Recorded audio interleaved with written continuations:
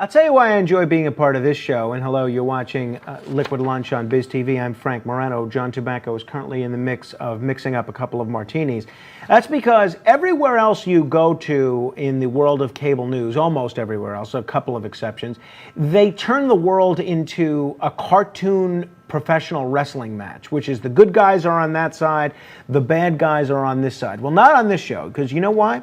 On this show, we have this bell.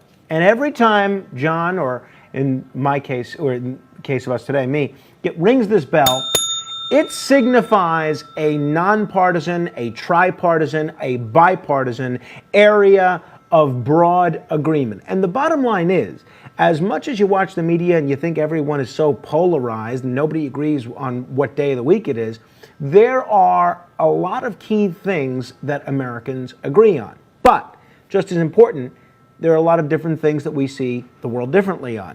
Here to help see the world through their perspective, we have former Democratic candidate for New York City public advocate and Columbia professor, Dr. David. No, you're not a doctor, are you, David? I am a doctor. You are? Okay, good. That was accurate. Dr. David Eisenbach. And his counterpart, who only occasionally plays doctor but is not a doctor, the former Republican candidate for New York City Controller, John Burnett. How are you doing, gentlemen? Very good. Well, thanks.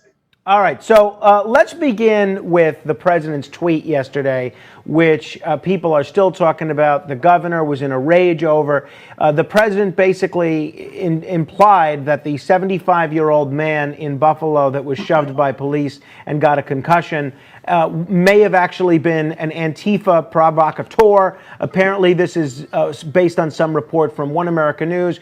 John, let me begin with you. I can't imagine this being a very helpful thing to do for anybody.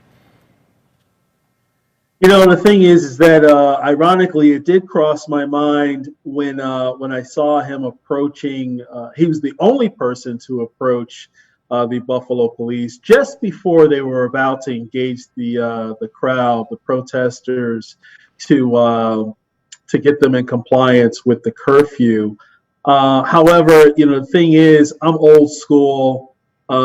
Even if an old person is doing wrong, you kind of like give them the benefit of the doubt, give them counsel, and the last thing you should do or never do is to shove them or push them to the ground. And the thing is, I think that was just a reaction. I don't think the officer meant to. No. Well, let's not talk about the officer. Let's not talk about the officer because he's going to be investigated thoroughly, I'm certain. Right. Let's talk about the president politically here. Was it unwise for the president with really no evidence? You let that one go. You let that one go. Let the surrogates handle that portion. There's a lot of other things that he should be focusing on, which he is in terms of police reform. And I'm hearing that's going extremely well. Well, good. Let's hope that's the case. David, what was your reaction when you saw the president's tweet about this 75-year-old man being an Antifa provocateur?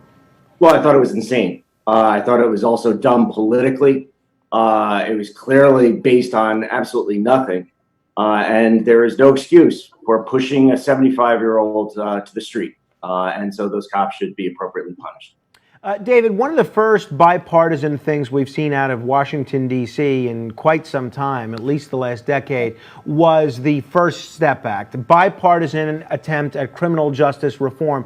Now we're hearing that there are some Republican senators, including the only black Republican in the United States Senate, Tim Scott. Some Republican senators are aiming to put forward a police reform proposal. The Democrats have already put forward their national police reform proposal. Could this be the next big issue that there's a bipartisan consensus on out of Washington?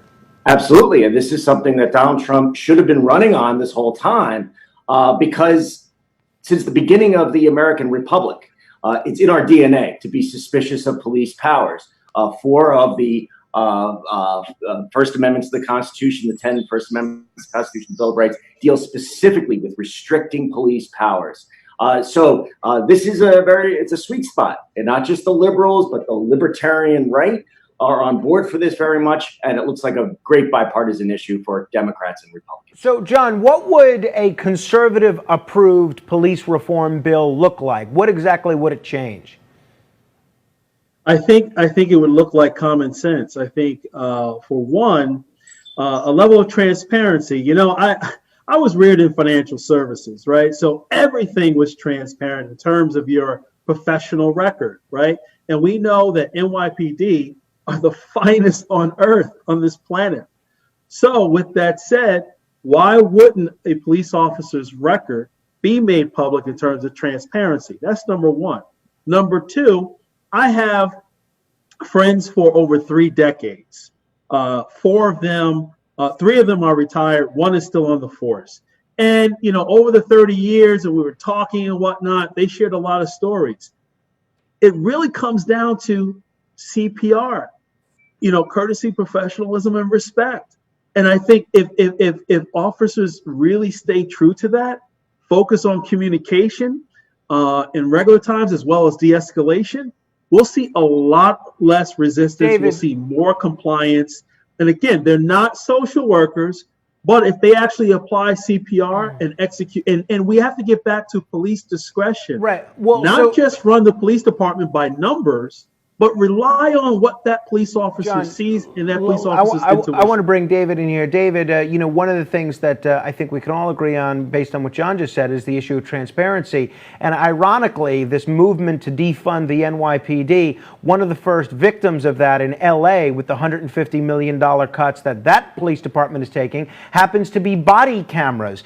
Do you think maybe this defund the police movement, which is now nationwide, do you think maybe this is a little counterproductive for precisely that very reason? I think that it obscures the issue in the debate, because the fact of the matter is, we can, I think, all agree on the very things that are in this bipartisan bill. No chokeholds. There are ways of doing restraints that are much more effective than a chokehold.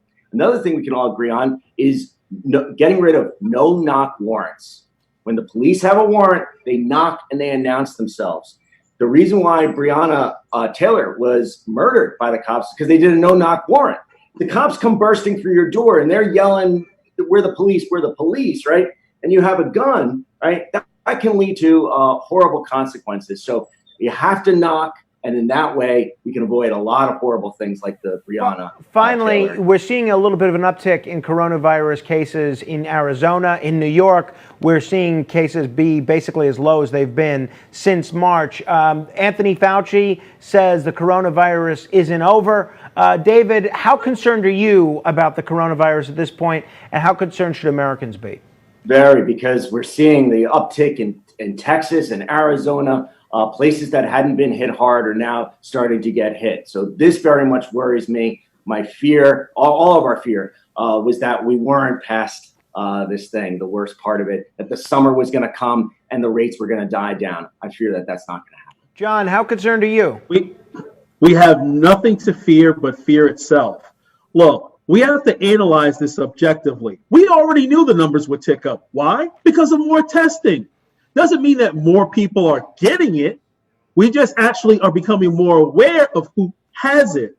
So I think we need to actually refocus our attention effectively. And Dr. Fauci has been, I respect him, but he's been wrong on a lot of things from the beginning. So I wouldn't take everything that he says as the gospel, so to speak. It's deaths and hospitalizations that are going up, and that has nothing to do with exaggerations or true, but we have to look at things holistically, David. The thing is that 2 weeks ago you weren't saying we shouldn't peacefully protest in large crowds, like stadium size crowds, because people have a right to protest, right? So there were concerns there. So naturally, there's going to be an uptick through that exercise, but also we also knew that there would be an uptick because there's more testing. So that's the situation. There's no need to cause alarm. This thing is manageable. We need to open up, and we need to open up now.